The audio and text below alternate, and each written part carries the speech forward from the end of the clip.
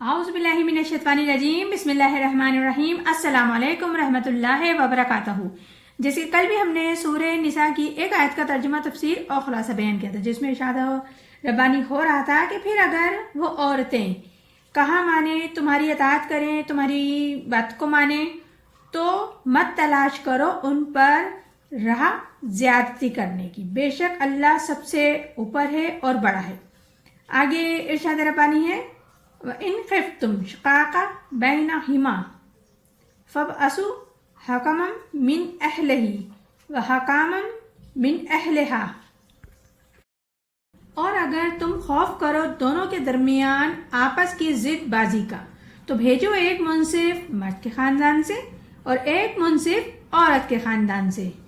اس آیت میں رب العزت بتا رہے ہیں کہ اگر تمہیں اندیشہ ہو گیا ہے کہ ہم میاں بیوی کے درمیان ضد ہٹ دھرمی اتنی ہو گئی ہے کہ ایک ساتھ چلنا تو مشکل اور بلکہ ناممکن ہو گیا ہے، تو اللہ تعالیٰ نے ایک کوشش کرنے کا پہلا حکم یہ دیا ہے کہ ایک منصف مقرر کر لو لڑکی کے خاندان سے اور ایک منصف مقرر کر لو لڑکے کے خاندان سے۔ ان یرید اصلاحا ان یوفق اللہ بینہما، اگر یہ دونوں چاہیں اصلاح تو موافقت کر دے گا اللہ ان دونوں کے درمیان۔ تو یہاں رب العزت بتا رہے ہیں اگر وہ دونوں چاہیں گے کہ اصلاح کر لیں تو اللہ تعالیٰ ان دونوں کے درمیان موافقت پیدا کر دے گا۔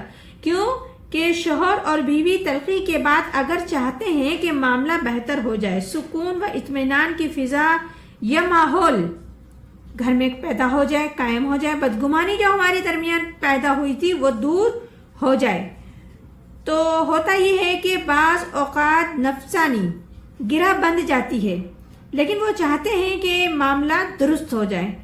جب دونوں خاندانوں کے منصف آ جائیں گے تو وہ گرہ کھول دیں گے، تھوڑی وہ ان کی لڑکی کی سنیں گے، تھوڑا وہ لڑکی کے لڑکے کی بھی بات سنیں گے اور منصفانہ طریقے سے ان دونوں کے درمیان صلح کا راستہ نکال دیں گے اور معاملات کو سنبھال لیں گے۔ اگر دونوں کے منصف پوری کوشش کریں گے تو اللہ تعالیٰ ان کے درمیان موافقت پیدا کر سکتا ہے۔ یقیناً اللہ تعالیٰ بڑا علم والا ہے۔ ان اللہ کان علیم خبیر، بے شک اللہ سب کچھ جاننے والا خبردار ہے، یعنی کہ اللہ سب کچھ جاننے والا ہے، حکمت والا ہے۔ یقیناً وہ سب سے بلند ہے، بالا ہے، برتر ہے اور اسے ہر چیز کا علم ہے اور تمام حکمت وہ جانتا ہے اور ہر چیز سے وہ باخبر ہے۔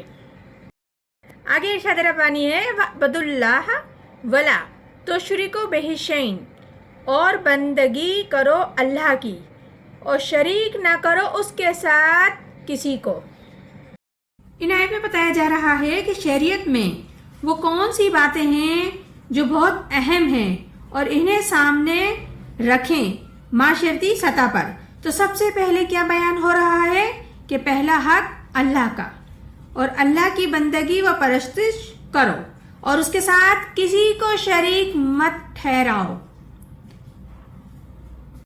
وَبِالْوَالِدَيْنِ حَسَنًا وَبِذِي الْقُرْبَى، اور ماں باپ کے ساتھ نیکی کرو اور قرابت داروں کے ساتھ۔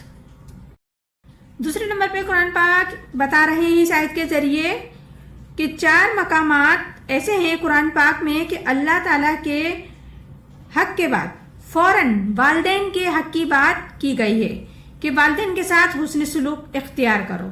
ہمارے خاندانی نظام کے لیے یہ بہت اہم بنیاد ہے کہ والدین کے ساتھ ان کا ادب کرو، خدمت کرو، حسن سلوک ہو اور ان کے سامنے آواز تک پست رکھی جائے۔ بڑی تفصیل سے سورہ بنی اسرائیل میں یہ باتیں آئیں گی جو ہم آگے جب پڑھیں گے تو ان کا ذکر کریں گے۔ ہمارے معاشرے میں خاندان کے استحکام کی یہ بہت بڑی اہم بنیاد ہے، اور قرابت دار کے ساتھ بھی نیک سلوک کرو، یعنی کہ قرابت دار رشتہ داروں کے ساتھ نیک سلوک کرو۔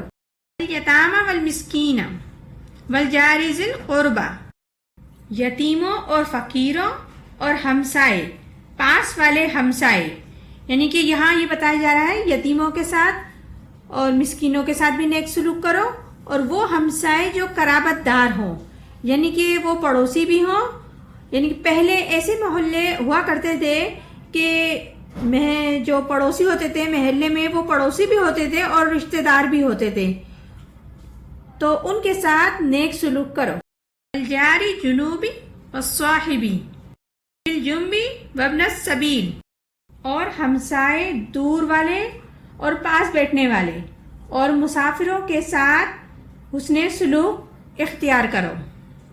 اور بتایا جا رہا ہے ایک تو رشتہ دار بھی ہیں اور پڑوسی بھی ہیں، اور باقی جو دیگر پڑوسی ہیں ضروری نہیں ہے وہ ہمارے رشتہ دار ہو، لیکن وہ ہمارے ہمسائے ہیں، پڑوسی ہیں، ان کے ساتھ بھی اور مسافروں کے ساتھ بھی نیک سلوک کرو.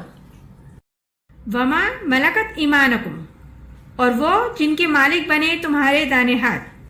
یعنی کہ یہاں بتایا جا رہا ہے کہ وہ بھی ان کے ساتھ بھی نیک سلوک کرو جو تمہارے غلام ہیں یا لونڈی ہیں یا جو بھی تمہاری ملکیت میں ہیں، جن کے تم مالک ہو اور جو تمہارے ماتحت ہیں، اور ان کے ساتھ بھی تم نیک سلوک کرو. ان اللہ لا يحب من کان مختالا فخورا. یہاں رب العزت بتا رہے ہیں کیونکہ اللہ تعالیٰ بالکل بھی ایسے لوگوں کو پسند نہیں کرتا جو شیخی خورے ہوں، جو بڑی بڑی باتیں کرتے ہوں، جو فخر کرتے ہوں، گھمنڈ کرتے ہوں، اکڑتے ہوں، اور جو اپنے آپ کو بڑا سمجھتے ہوں اور اپنے مد مقابل کسی دوسرے انسان کو اہمیت نہیں دیتے، بخل کرنے والے ہوتے ہیں. ایسے لوگوں کو رب العزت بالکل بھی پسند نہیں کرتا، کیونکہ ان کے اندر نہ تو ہمدردی کا جذبہ ہوتا ہے، نہ انسانیت کا جذبہ ہوتا ہے، نہ وہ کسی کے کام آتے ہیں، نہ وہ کسی کے درد دکھ کو سمجھتے ہیں. تو یہ سورہ نساء ہے جس کی ابھی ہم نے 2 آیتوں کا ترجمہ تفسیر اور خلاصہ بیان کیا. انشاءاللہ تعالی مزید بھی آگے کرتے رہیں گے. پروردگار عالم ہم سب کو قرآن پاک صحیح طریقے سے پڑھنے، سمجھنے اور عمل کرنے کی توفیق عطا فرمائے. آمین ثم آمین. جزاک اللہ. بے شک اللہ پسند نہیں کرتا اس کو جو اپنے آپ کو بڑا سمجھتا ہو اور جو شیخی کرنے والا ہو، جو کہ بخل کرتے ہیں.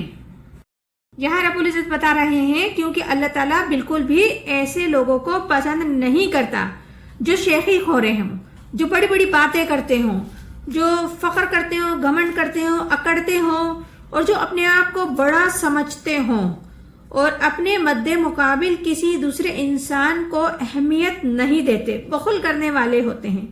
ایسے لوگوں کو رب العزت بالکل بھی پسند نہیں کرتا، کیونکہ ان کے اندر نہ تو ہمدردی کا جذبہ ہوتا ہے، نہ انسانیت کا جذبہ ہوتا ہے، نہ وہ کسی کے کام آتے ہیں، نہ وہ کسی کے درد دکھ کو سمجھتے ہیں.